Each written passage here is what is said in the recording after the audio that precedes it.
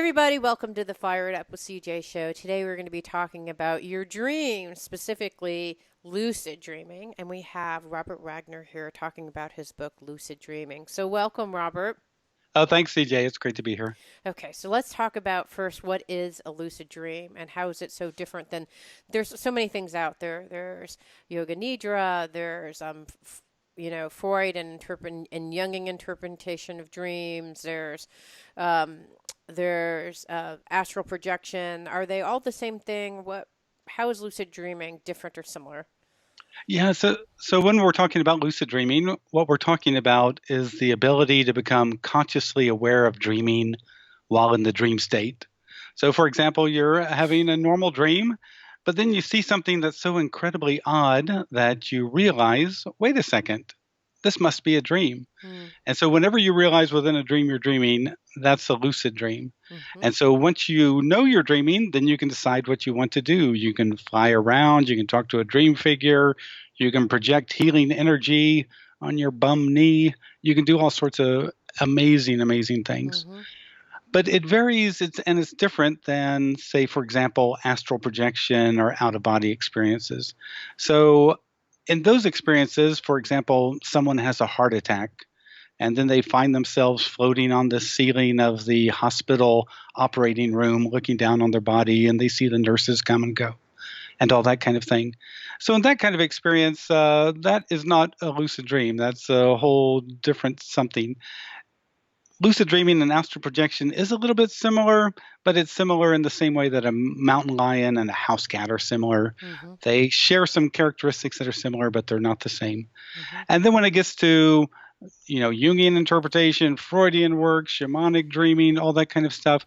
I think those kind of things are just showing us the many ways that dreams can be used, either for psychological healing and growth, or for coming into an awareness of your larger self, Mm-hmm. or whatever.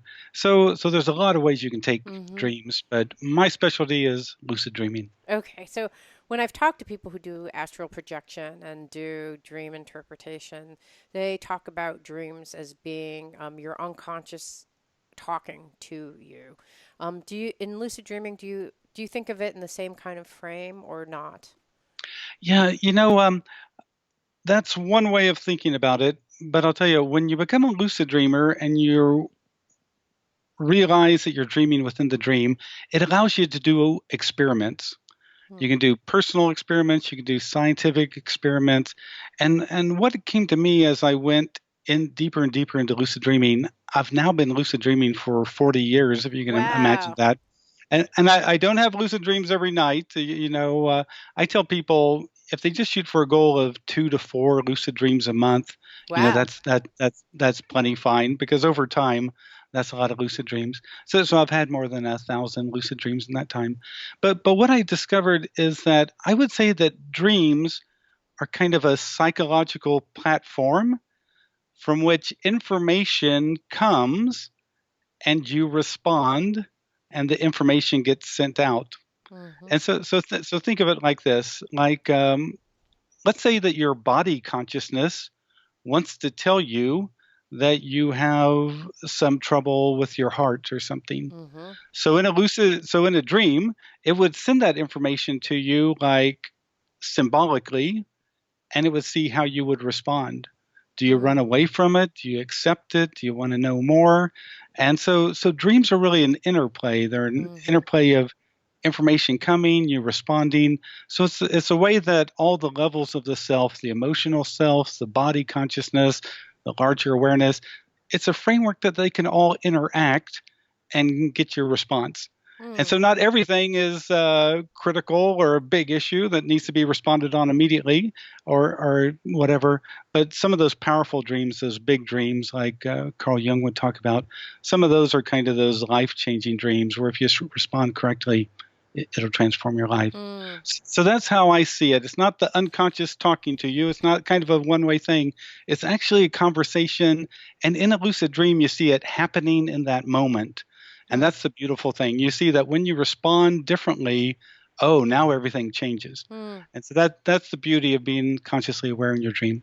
Okay, so let's go back to you had said that You had said something earlier when we were talking earlier that people dream 5 times a night. Is that so? They have 5 dreams a night? Yeah, every night, if you sleep 6, 7, 8 hours, you're probably having about 5 dreams a night. Hmm. Yeah. How do you know So that? How do we know that they're 5 dreams a night? yeah, so what they do, they bring people into the sleep laboratory, and they'll put the various electronic gear on them, and it'll show when they go into the dream phase. Also, you can see it by people who have rapid eye movement. I mean, everyone normally has rapid eye movement when they're dreaming, and so they'll see that as well. But there's various physiological measures that they can take that Hmm. show that, oh yeah, you are dreaming. The only people who do not dream are people who have had like frontal lobotomy or some serious neurological damage or something like that. It's 99.99999% of us dream, even if we Okay. don't remember. Okay, so there's something that actually, I guess, is looking at our brain waves that actually figures out when we're in the theta state or whatever that state is in the dream state, and that's how they know that you dream 5 times a night.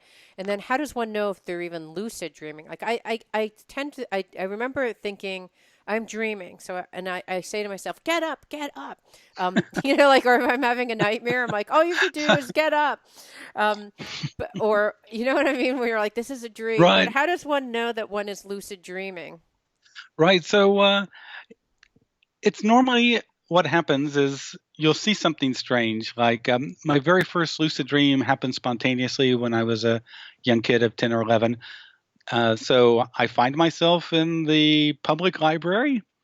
I'm sitting there looking for books when suddenly I see a little Tyrannosaurus Rex walk by. Okay. And even as a 10 or 11-year-old, I thought, wait a second, I, dinosaurs are extinct. Oh, this must be a dream. And Hmm. so at that moment, my critical awareness came forward and said, the only explanation here is I'm dreaming. And so at that moment, I became lucidly aware, but I didn't know what you could do. And so I woke up. And so, Hmm. like, if a person sometimes they're having nightmares, they're something horrible's Yeah. happening, and they think, wait a second, this has happened before. Oh, this is a dream. Now, if you're a good lucid dreamer at that moment, what you should do instead of telling yourself, gotta wake up, gotta wake up, gotta wake up, you should turn and face the thing that's chasing you, or you should look at the nightmarish event as a dream and go, oh, this is a creation of my mind. Or you can turn to the nightmarish figure who's chasing you and ask, what do you represent? Who are you? Hmm. Hmm. And sometimes when you do that, that nightmarish thing that's been chasing you will explain exactly, I'm your fear of whatever. And Hmm. then you wake up and you go, oh my God, that's what that's been for the last 4 years. I've been chased by my fear of success Right. or my fear of failure or my Right. fear of public speaking or whatever it is. So that's the beauty of lucid dreaming. It gives you that option to decide what you want to do, Hmm. but you've got to understand, how it all works, and that's why Hmm. I've written. Okay, got so you've been dreaming for 40 years, and you've tell me a little bit about the dreams where you thought that actually that dream had a huge impact on my life, and what kind of things you controlled in the dream, how, because as I understand it, what you're saying is that you're interacting with the characters and scenery with the dream, and in some way that actually shifts something in when you in your waking world. So tell me a little bit about the kind of life-changing experiences that you've had while lucid dreaming so people can understand the power of what you can do when you're lucid dreaming. Yeah, so probably one of the most powerful experiences in 1985. By that time, I'd been lucid dreaming for 10 years. Hmm. And the scientific evidence for lucid dreaming came out in 1980, 1981.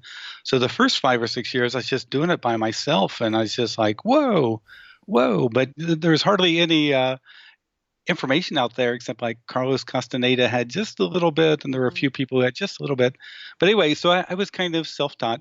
But in 1985, I was part of a lucid dream group, and each month would have a goal to achieve in the lucid dream. Hmm. And so there in 1985, one month it was find out what the dream figures in your lucid dream represent. Hmm. And I thought, oh, that's a piece of cake. I can do that. So I was out on a business trip. I fall asleep. I'm having this dream when I follow this woman into an office. And as I put out my hand, I look at my hand for a second and realize, oh, my hand, this is a dream. And so at that moment, I'm lucidly aware. And then I had to think, now, what was I supposed to do? Oh, yeah, I'm supposed to find out what the dream figures represent. Mm-hmm. Follow the woman into the office. There's a receptionist, two women, and there's a gentleman in a three-piece suit. And so I decided to go up to the gentleman and I just asked him, excuse me, what do you represent? Hmm. And then something wild happened, CJ. All of a sudden, instead of him responding, which was normally what lucid dream figures would do, which dream figures would do, they just normally tell me, all of a sudden, a voice from above boomed out a response. Hmm. And that really startled me. And so the response didn't make total sense. And so I repeated it back and said, what? And then it responded in a full sense that made complete sense and told me what this gentleman represented. But here's what happened. When I woke up in the morning, I realized, what if there's an awareness behind the dream? Hmm. What if all these dream figures are just projections of emotional and mental energy, but behind them is something more knowledgeable, Hmm. more aware? Like some You higher consciousness or source that's actually trying to communicate to us that like, okay, you're not going to listen to me during the day. Maybe if I'm at night and I represent these fanciful dreams, you can figure out stuff then. So something like that. right, and that's exactly what happened. So after that, after 1985, and that's why I call this book "Lucid Dreaming: Gateway to the Inner Self," Mm-hmm. is because after 1985, that's what I began to do. When I had questions, I wouldn't ask any random dream figure. I mean, it's just like asking random strangers on the street. Yeah. You know, it's not to say that some dream figures aren't important. If your deceased grandparents show up, talk to them. Right. If somebody who has a lot of energy in a dream or a lucid dream shows up, talk to them. But if you just ask random people, you just get random responses and a lot of times gibberish. So what I did instead, I would just shout out to the awareness, hey, show me something important for me to see. Hmm. And then the entire lucid dream would change. And now I'd be looking at something just really powerful. Wow. Or I would shout out that I wanted to experience a concept. I was giving some talks in London, and I told people, I go, look, you want to play around with this? Shout out in your next lucid dream, hey, dream, let me experience unconditional love and Hmm. see what happens.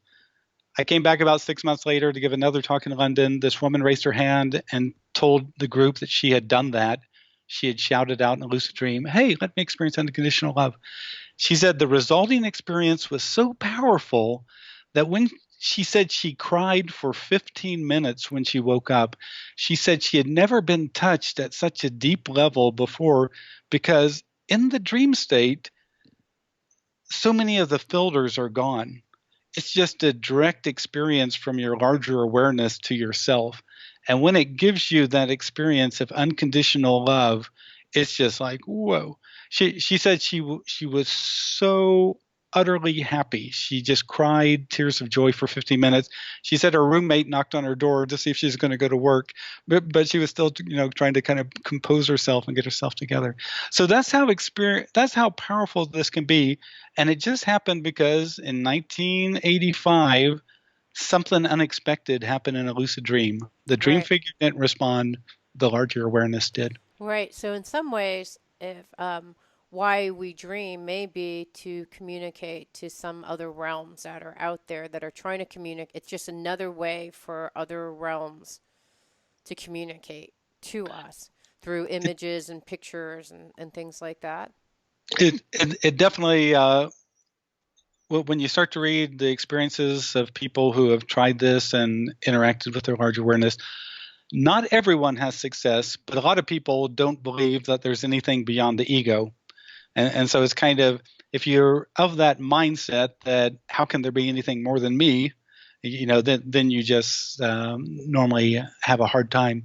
But some people have beautiful, extraordinary, mind-blowing experiences when they interact with this larger awareness. Hmm.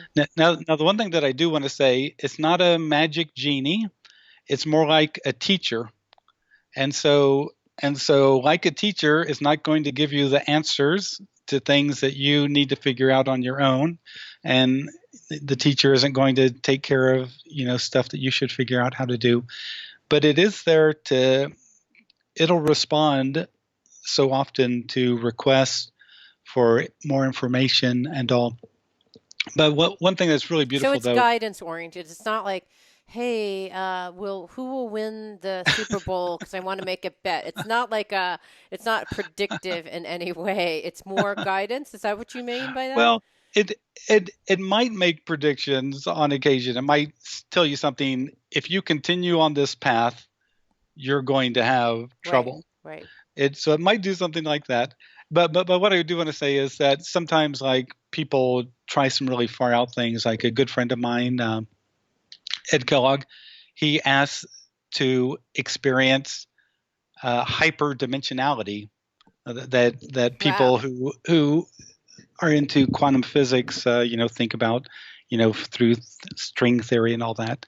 And so he made his request, and all of a sudden the non-visible voice responded that something to the effect of, "You do not seem ready for an experience of this depth at this time." And it basically told him to come back when he had greater focus and greater clarity of what he was asking for. Hmm. And so that's what I'm trying to get to is, when you're relating to something that seems more aware, more knowledgeable, sometimes you're not ready for what you're asking for, and also, so there's a lot to learn when you interact. But it really is more of a teacher, an instructor, a guide, Mm-hmm. and it's not so much a genie or. So when you go, you're kind of trying to talk to some higher source. Is that, or is it more mundane things, or is it usually when you go or when people go, are they trying to answer like big life questions and get spiritual guidance, or are they going like, I really want that job. What can I do in this? I mean, what is it? What are people generally trying to control? Because Well, when I say read that. on the web, people are trying to control all sorts of things, like just for scientific purposes. Like, I would like to change the scenery. I'd like to turn on a light. I'd like to look at myself in the mirror. Like, why? What are you trying to do? When I read these, I'm like, why? What's the purpose? Are you just trying to prove that this is real? Like, what are you doing? Um, First, I just gotta circle back here. One thing, oftentimes you'll read in articles that lucid dreaming means control of the dream, mhm, and I'm just totally against that viewpoint. mhm, So what I tell people in my book is the sailor does not control the sea, mhm. neither does the lucid dreamer control the dream. Okay. The dream is so much larger than you and so much deeper and more profound and varied and mysterious. To think that the ego self is controlling it is nuts. Okay. Now you do influence it. You can, manipulate dream objects and various things, but to say that you control it, you don't. And Oh, so here'd be an example. Like you become lucidly aware and you fly through a wall, and now on the other side is a castle and a white horse. Who put the okay. castle and the white horse there if you control it? So obviously there's other processes going on. There's something more than just you, quote unquote, controlling things. So you really don't control things in that sense. What lucid dreaming really is all about is more aware relating. Right. So I get that part. I just don't get the other people who are like, I'm going to go turn on a light. Is that so that they can wake up and see if the light is really on in their physical reality, or they're going to look in a mirror? I'm like, what are you trying to see? Like, what is it that you're expecting to see in the mirror in the lucid dream? Why are people doing these kinds of things? That I don't understand. Yeah, well, either do I sometimes. I mean, there's an issue. Stephen LaBerge is one of the scientists who helped provide the scientific evidence that lucid dreaming even existed. Right. But one of the things that he noticed, and a lot of people noticed, is sometimes they'd become lucid when they would go and turn on a light, and the light wouldn't turn on. Something wouldn't work properly. And so when things don't work properly, you might ask yourself, hey, am I dreaming? Oh, What's okay. going on here? And so there's all sorts of things that lucid dreamers get into, but again, So that's like that's a just the technique to know whether you're in a lucid dream. That's not right. necessarily controlling your physical reality or actual reality in any way. Because I know, so for William Bowman, who is a astral projection guy, they Yeah. would have an out of body experience, and he had said he had a bookshelf where he had a book with a pencil, and he measured it before he went to sleep, and in his astral projection he would push the pencil off, and then he would measure, and then when he woke up he'd look and see if the pencil was actually still there or moved position as a result of his astral projection. That I can understand, because we were trying to figure out, have I really left my body into a different realm? So it was like scientific proof. That I can understand. Sort, Right. like you're trying to validate that this is actually a real experience. But there is no, in astral projection, there's this sense that my what's happening in my dream is actually happening, affecting my physical reality. Lucid dreaming sounds like that's not it at all. Like it may affect your knowledge, your understanding, or awareness, but it's not. Is that right? So this all gets a little bit complicated. Um, in lucid dreaming, you can affect your physical reality. Okay. The most likely physical reality that you can affect in a lucid dream is your physical body through healing or changing your physical body. So they've done a lot of scientific studies, and how they verified lucid dreaming is the person would become lucidly aware, and then they would move their eyes left to right 8 times, and that would be shown on the rapid eye movement paper as this signal, because that is just so unusual. That would just never happen in the course of a million normal dreams. So that's how they did it. But what that shows is when you become consciously aware of dreaming, you're actually affecting your physical eyes. Hmm. And then they did studies where they had the person become lucidly aware. Then they told him, okay, in the lucid dream, clench your right fist, then your left fist, then your right fist, then your left fist, in this alternating pattern. Sorry, and they could see that there was actually subliminal muscle movement occurring. Hmm. So Okay. there's these various studies where lucid dreaming affects the physical body.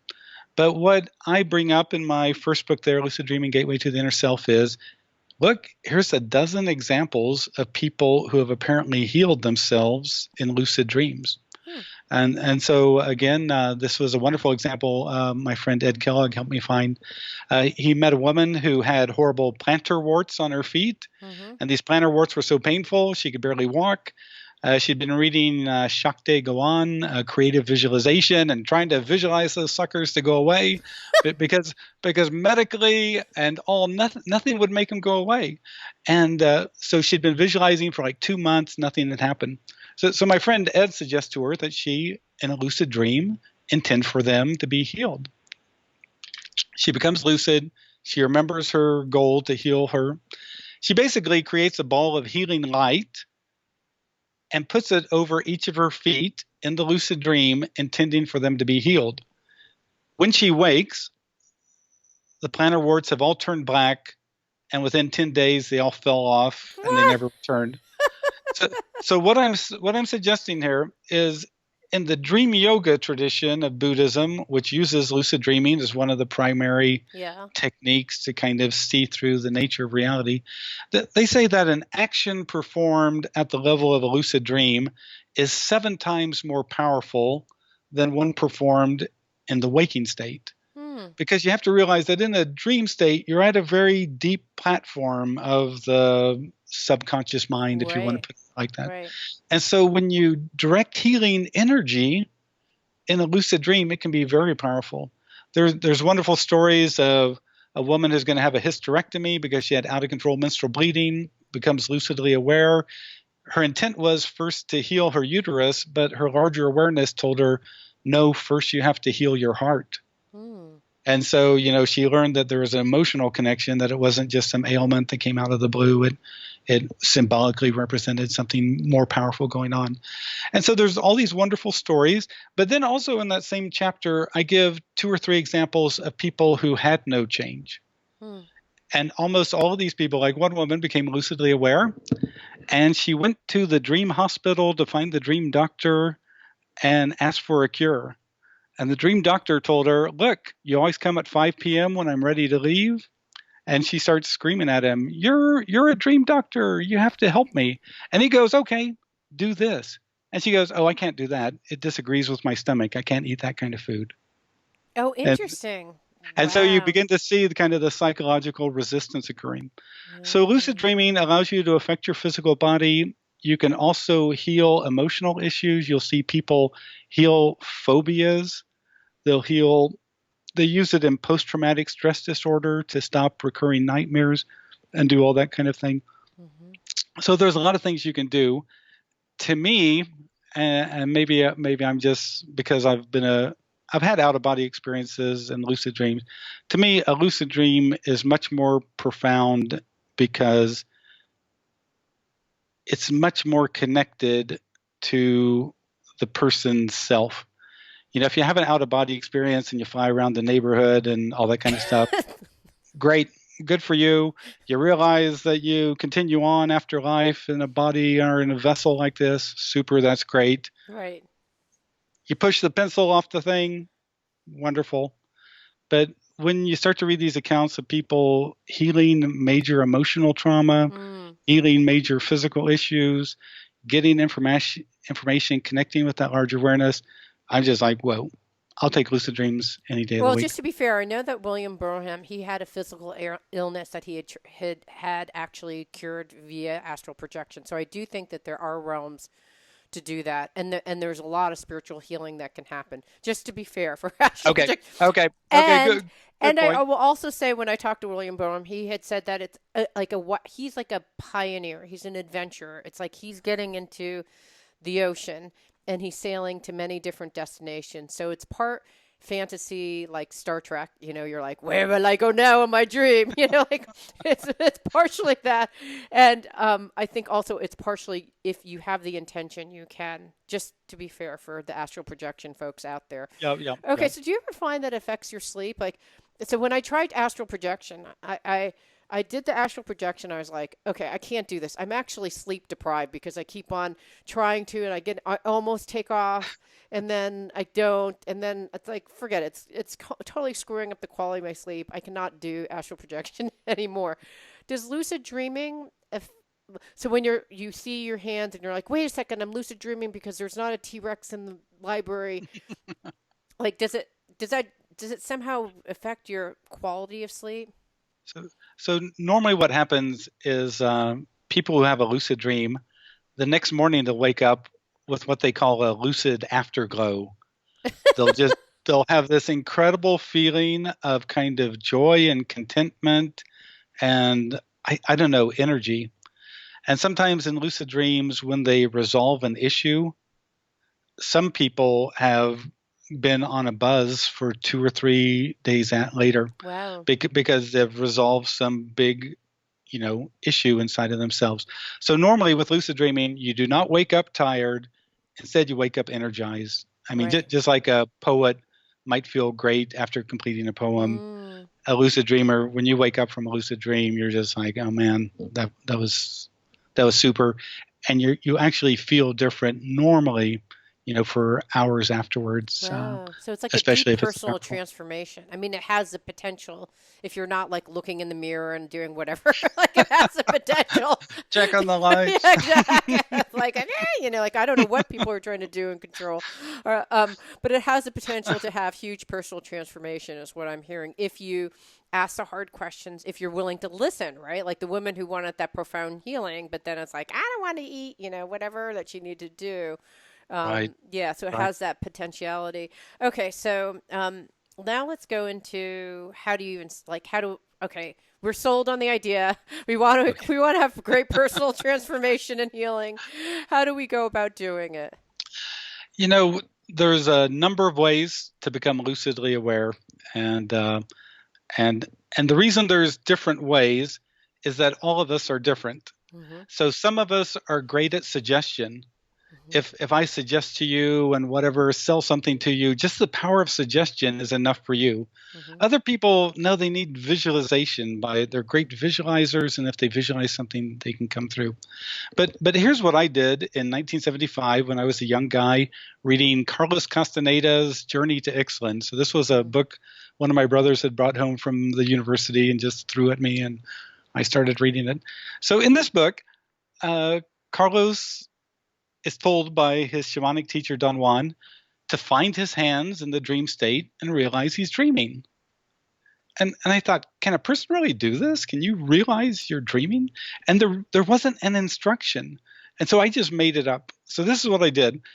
Each night before I'd go to sleep, I just look at my hands, Yeah. the palm of my hands, yep, the palm of my hands, while telling myself, tonight in my dreams, I'll see my hands and realize I'm dreaming. Mm. Tonight my dreams, I'll see my hands and realize I'm dreaming. Tonight my dreams, I'll see my hands and realize I'm dreaming.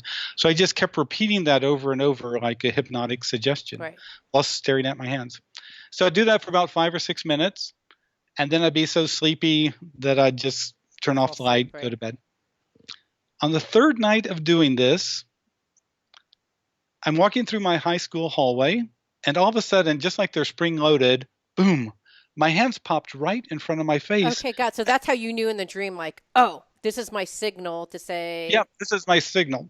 And so it's just like Ivan Pavlov ringing a bell Right. every time he fed the dogs. Yes. It became a conditioned response. See your hands, the first thing you think is, this is a dream.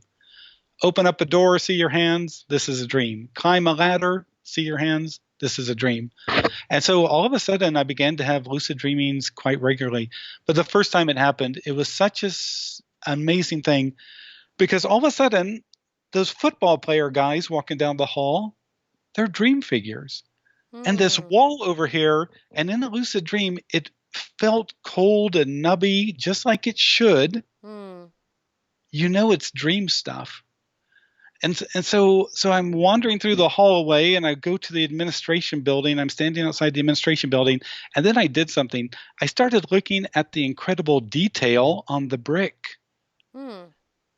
Because it's just amazing that your mind can create such profound detail. Even the brick is detailed. And so as I'm staring at it, something happens. The lucid dream starts to shake. And then it occurred to me, I'd read in the Carlos Castaneda book, it said, don't stare at anything for more than 3 or 4 seconds because it'll cause the lucid dream to collapse. And so, but Don Juan told him, if that happens, then look back at your hands to renew the power of dreaming. And so that's what I did. I immediately looked back at my hands, and then something amazing happened. I became a speck of light, and my palm prints were giant flesh tone canyons. Wow. And I was floating through my palm prints as a speck of light. Oh, wow. And I was like floating through there, and I was like, whoa, this is totally wild. I knew I was floating in my palm prints like some sort of microscopic awareness. And then after a while at that, I'm back in normal size, decide to go flying, start flying. I got so excited that then I woke up. So that was my first induced lucid dream. It was a mind blow. And then I think I remember reading in your book, you like some of them can be, or I don't know where I read, some of them can be 5-10 minutes. Sometimes like 10 to 15 is actually a pretty advanced person. Like how does one even, okay, so you had this dream, it's for 5, 10, 15 minutes. Then what do you do? Do you wake up and you write it down? Like what do you do after you have the dream? Yeah, normally with a lucid dream, what you realize is that you have to wake up as soon as you've completed your experiment or done whatever you wanted to do. Because if you have a super long lucid dream, like 25, 30 minutes, it'll be hard to remember that first 5, 10, 15 minutes. And so once you do your experiment or whatever, wake up, write it down. But normally at the beginning, I didn't realize at the time that if you get too excited, you just automatically wake up. It's like there's kind of a circuit breaker. Get too excited on the happy part or on the sad part or scared or odd, you're going to wake up. So after that, I realized that I had to modulate my emotions to stabilize the lucid dream. So that's how I got started. And the nice thing was it was simple. You could just look at your hands before you go to sleep. It's like a nighttime meditation Tonight, my dreams, I'll see my hands and realize I'm dreaming. Tonight, my dreams, I'll see my hands and realize I'm dreaming. And then you just allow your larger awareness to pop your hands in front of you. It was funny. I was giving a talk in Los Angeles, and this young guy came up to me and he said, "Oh, I love that technique, and I've had such success with it. But I want to tell you what happened to me last month." And I go, "What's that?" He said, "Well, I was in a dream, and all of a sudden my hands popped in front of me, and I didn't get it. And so then my hands started hitting me in the face until I became lucidly aware." And then Wow. another time I was giving a talk in San Francisco, and a woman told me that she was doing this before she was going to sleep, and her husband came to bed and asked her what she's doing. And she said, "Well, I'm trying to see my hands in the dream state." And she explained the process. That night, what happens? In his dream, his hands pop in front of his face, and he becomes lucidly aware. And she was so upset. She said, "I've been doing this for 10 days now." Well, how and that was my next question. Like, how long does for because you've had a lot of different people try this. Do you have kind of a spectrum of how long before someone actually experiences a lucid dream? You said 2 or 3 times during a month, maybe, but Yeah. how You often? know, this is a good one, CJ, because there's some people who hear about lucid dreaming, and that night they have their first lucid dream. I mean, their head is just in the game. But normally those people have some lovely characteristics, which is they have good dream recall, Hmm. and they're aware people, and they're emotionally and intellectually curious about this. I mean, they're kind of in the game. And so those are the great people that you want to have, because oftentimes they just have all the characteristics to make it happen. So it does help to have good dream recall, to have an interest in this, but not an interest that's on the manic side. Because I'll find some people who are like totally nuts about it, and they're the people who are still awake at 3 in the morning trying to fall asleep, but they're so excited because they're going to have a lucid dream, Right. and all that kind of stuff. So it helps to have a natural But then how long interest until in like dreams. so if I'm like third day I'm like okay screw it it's not working like how many more days should I try how many days should I See, try until I throw in the towel and it's see like that, this just isn't but me. see, that's the thing. I honestly don't know. I honestly don't know. Some people the first night, some people 3 or 4 nights later, some people it might take a week. Some people might need to go to a different technique, Right. like the Okay, power of so every suggestion. night do you do this? I want to see my hands on it. Like every night, or is it when you're like, okay, I'll have a lucid dream tonight? Like what? How do you decide how it works? When I got started, and again that was back in 1975. Yeah. Uh, this was really the only technique I had, was looking at my hands. So sure, I'd do it every night that I was in the game. Um, but for a lot of us, on nights we want to become lucid, we might just use the power of suggestion. Like, tonight, I'll be much more critically aware, and when I see something strange, I'll realize I'm dreaming. Tonight, I want to be more critically aware, and when I see something strange, I'll realize I'm dreaming. And if you make that your focus, your intent, your single minded pursuit, oftentimes that night, whoa, look at that. That's strange. Oh, strange. Oh, yeah. Is this a dream? Can I float? Yes, I can float. Oh, I'm dreaming. And so I you can see. use the power of suggestion, and there's all sorts of other tips and techniques and all that kind of stuff that I get into. Right, right. Okay, got it. So that's how you. So the way your technique is like, okay, when I see my hands, that's when I know that I'm lucid dreaming. Could be actually climbing, could be clapping, it could be slapping your face, whatever it is. That's how Exactly. you know. And so I understand now a little bit about the other technique. So hypnosis, it sounds, because it's a power of suggestion. You could maybe listen to a CD, and then I heard about people with dream machines, which I assume put you in some type of theta, and they kind of. I don't even know what these dream machines do. What could they possibly be doing? Here's what the dream machines do. Some of them recognize when you're dreaming, and then they shoot little red lights. Okay. And and oftentimes in your dream, all of a sudden you'll start seeing red lights. And then you'll Oh. think, oh, red lights, that little machine was supposed to shoot red lights to help me realize I'm dreaming. Oh. And then you become lucidly aware. I remember one time a guy sent me a machine he had made to do this. And so I had on the dream mask. And I tried to program the thing, and I plugged it in and did the whole thing. And when I woke up in the morning, I realized the machine had malfunctioned, hadn't done anything. So the next night, I take more time and I do all the stuff and get it all set up, put on the dream mask, fall asleep. That night, I'm driving down the highway and a car has gone into the ditch and their red lights are flashing. Oh no. And suddenly I think, red lights? This is a dream. And I became lucidly aware and had a wonderful lucid dream. But you know what, CJ? When I woke up, I looked at the stupid machine and the machine had malfunctioned again and had not worked at all. It was just the It's a power of the suggestion of suggestion, the the red light. expectation that it was going to happen. And so that's the beautiful thing about it. But there are machines out there and some various things that people do to kind of up their chances. Okay.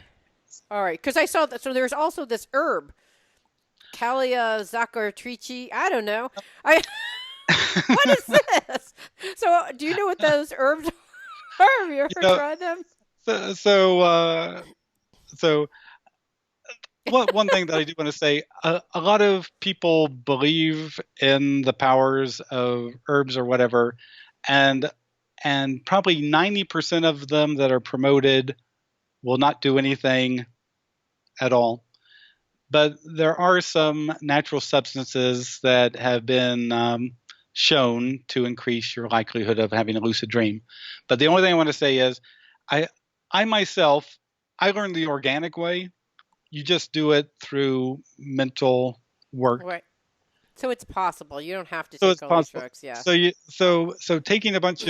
Taking chemicals or doing stuff, I'm not really a big proponent of it. I know it exists, but then you have a chemically influenced lucid dream, and normally those are different than organic lucid dream. Do you mean So like smoking pot or eating mushrooms? Like, what's that mean? no, so if you take this one herbal substance that's been shown to increase your likelihood of having a lucid dream, it's also in the studies been shown to you have a longer lucid dream, but it's like shallow. Like you might be lucid for an hour and it never occurred to you to do anything other than fly around and talk to dream figures. I mean, Oh, I see. it's just kind of silly. It's like your whole mind isn't there. Whereas if you have a typical organic lucid dream, you might stop and think, wait a second, what did I want to do?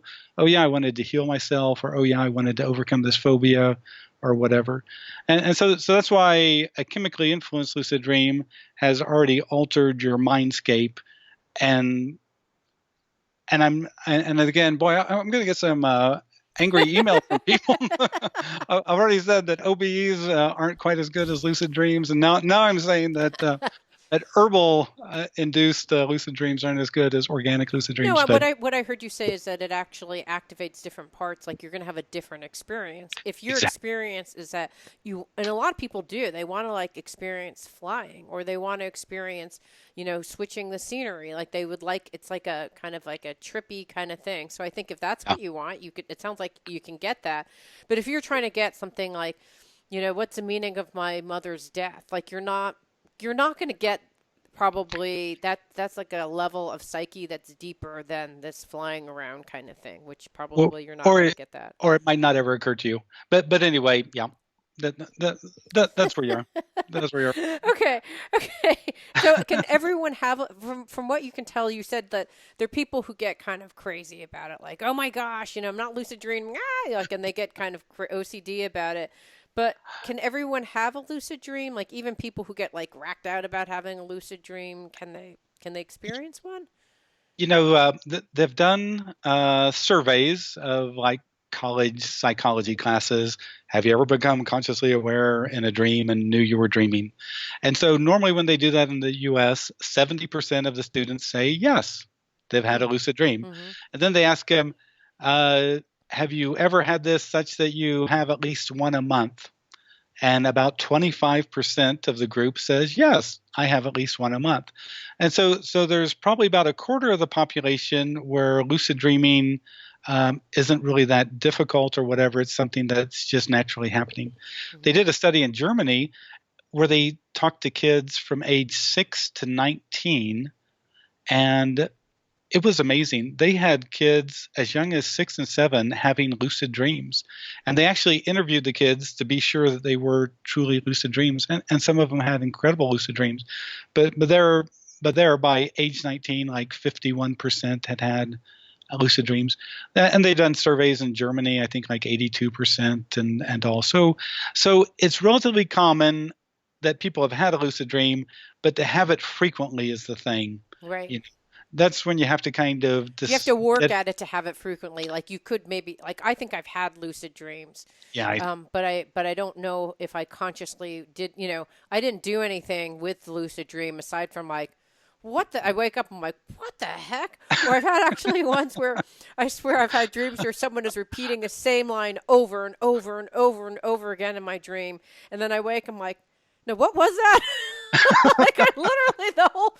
And now I'm thinking like 5 dreams. It probably was like 20 minutes of someone repeating the same thing, and then I'm like, I don't even remember. And I thought, oh, that's so sad. I assume like some part of my unconscious remembers. So it sounds like even if you are in a lucid dream, you want to actually, and this is very similar to when you do shamanic journeying. What they do in shamanic journeying is that you often have a recorder and you'll explain what you're seeing in the shamanic journey because it's so hard to remember. But if you don't, they're like 10 to 15 minutes because you can't remember anything beyond that. So it sounds like what you would do is, go through, have a dream, and then and get a sense of what you want to be asking or happening during the dream. Like you're asking, either asking characters like, what do you represent? Or so you want to figure out a profound question that you want to ask, or what is it that you're trying to do to communicate with this higher source? Yeah. So it really helps to think about what it is that you want to do in a lucid dream, and it ought to be a goal that really matters to you, and just not some random thing that you picked up on the internet. Right. And so normally what I encourage people to do in my workshops is as soon as they become lucidly aware, you need to reduce your emotions so you don't get so excited you pop out. You got to maybe elevate your awareness. You might want to shout out greater awareness now. And sometimes when you do that, it's like somebody turns up the lights. It's like when you shout out greater awareness, it's like the place becomes brighter. It's interesting. So in your dream, you're saying greater awareness, please come here to bring. So in your dream, you're doing that. Yeah, you're just shouting out greater awareness now, and and then when you see the lights turn up, it's like whoa, It's like something responded. Or you might want to rub your hands together, even though they're dream hands, they'll still have that kinesthetic physical sensation, but it'll help ground you and kind of get you in that place and kind of stabilize that lucid dream. And then you want to maintain your focus. But I ask people, stop and think, what is it that you want to do? And so some person might want to say, hey, I want to experience unconditional love.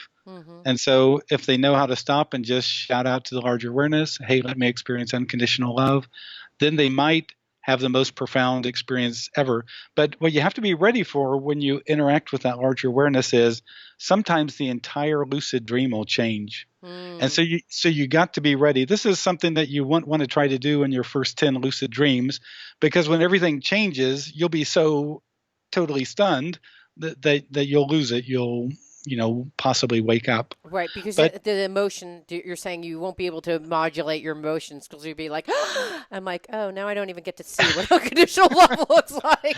It might be an emotional thing. It might be that the change was just too wow for you or whatever. Right. Wow. But then you can do your experiment. And your experiment might be that you want to fly. It might be that you want to talk to a dream figure. It might be that you want to interact with the larger awareness, whatever it is. But there really is a lot to know. I didn't write this first book until I had already been a lucid dreamer for like 32 years. I just didn't have 20 lucid dreams and then decide, I'm going to write an ebook and tell everybody how to do it. By that time, I'd had like 800 or 900 lucid dreams. I remember a friend of mine said that she felt like it took her 25 years before she really understood lucid dreaming. And so this has an incredible journey and path aspect to it, because especially as a spiritual path, lucid dreaming will start to show you the shadow elements in your life that you're ignoring.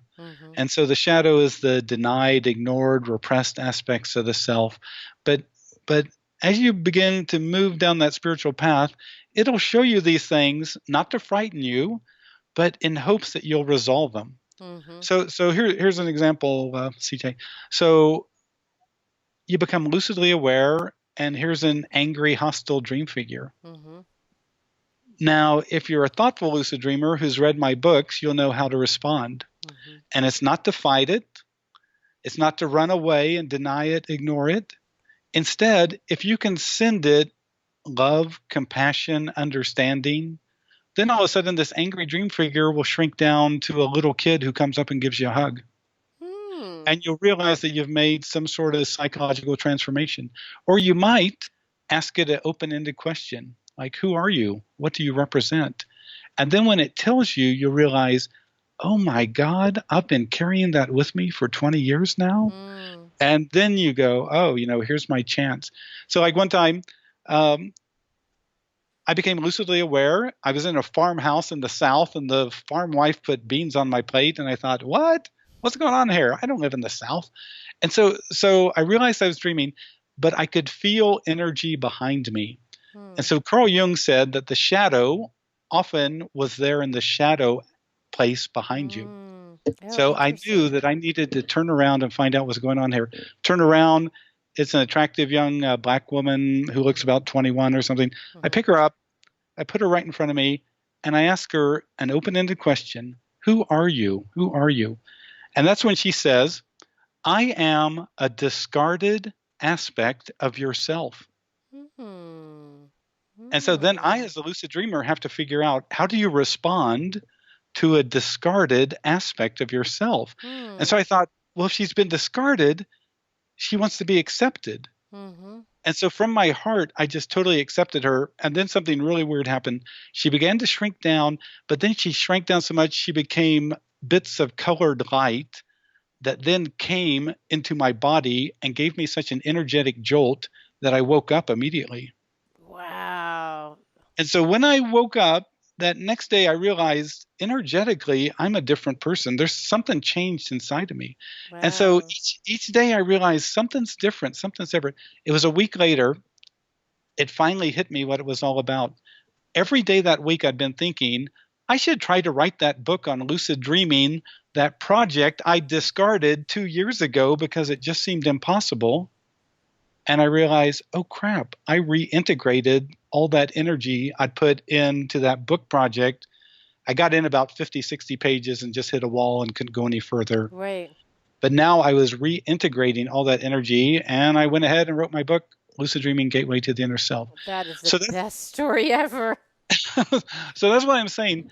When you get on the spiritual path of lucid dreaming, you realize that your larger awareness, knowing that it's in your greatest intent to become a whole person, to reclaim discarded energy and stuff, it's going to start to show you limiting beliefs. Mm-hmm.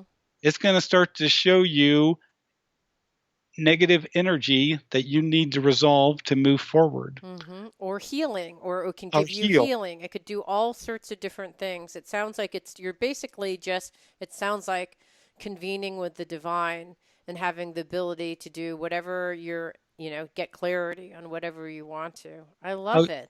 it's beautiful. I get emails from young people. They'll tell me, "Oh, Robert, I was so excited. Last night I was being chased, and I thought, wait a second, I've had this same chase dream before, and suddenly I became lucid, and I turned around, and there were these two figures following me, and then I remember you said, always ask an open-ended question. You want to find out, you want to communicate. It's about aware relating. And so I turned and I asked this figure, who are you? What do you represent? And it said, I represent your fear of boredom. Hmm. And the guy was totally blown away. And then he asked the other one, what do you represent? And it was another one of his fears. And he Hmm. was totally blown away. I, I also do this magazine called the Lucid Dreaming Experience with my friend Lucy Gillis up in Vancouver, British Columbia. And this one guy wrote that he became lucidly aware. He found himself in a bar, and this one figure kept hassling him. And he looked at the figure and said, do you have a problem with me? And it said, yes, I do. And then the guy said, I completely accept you. And suddenly from the dream figure came this gold light that was a symbol that just came and hit the guy on the hand. Now he Wow. had this. And then he looked around the bar and he asked all the dream figures, hey, does anybody else here have a problem with me? And they all raised their hand. That must have been a really long lucid dream. And then he began to one by one accept each of them, and each time he accepted them, a piece of gold light came out of the dream figure and came into him. Wow. And he said he got about 3 or 4 dream figures down before he just got so excited because he could feel the energy of having stuff resolved. Anyway, that just gives you an idea of how wild it can be. Okay. So folks, we've been talking to Robert Wagner, who is coming to East West Bookstore, and you have 2 different events. You have one on Friday, which is 7:30 to 9, and then Saturday from 10:30 to 3:30. So what are the 2 different events? What are you going to be talking about in each? Yeah, the 7:30 to 9 event is going to be just kind of an open discussion where I talk about kind of the potential of lucid dreaming, for personal growth and also for spiritual growth. Okay. So it just kind of gives a person an overview of how do you use this for personal and spiritual growth. Mm-hmm. And then the one-day workshop on Saturday, January 21st, is going to be more about advanced lucid dreaming practices for healing, whether it's emotional healing or physical healing, or for gathering insight, or for using lucid dreaming for spiritual growth practice. Okay, so somewhat like we talked about, like if you actually have some healing, like, oh my gosh, my back hurts, or I have plantar warts or whatever, you would go in and you'd actually give us a technique to kind of cue it up so that we could go into the dream, have our plantar warts melt off or whatever, turn to black. That is so graphic. I can't even begin to tell you that story. But you would give us some kind of techniques for a variety of different things that we may be interested in doing during our dreams. Is that right? Right. You would get, right. Okay. Exactly. Excellent. Thank you so much. We've been talking to Robert Wagner, author of Lucid Dreaming. Thank you so much. CJ, it's been fun, and I look forward to seeing everybody at the East West Bookshop. Yes. It means so much to me that you're listening to the show. I would love your support in any way by giving me comments below, or to subscribe to the show, or share the show with friends. Thank you again for your support. Love and blessings.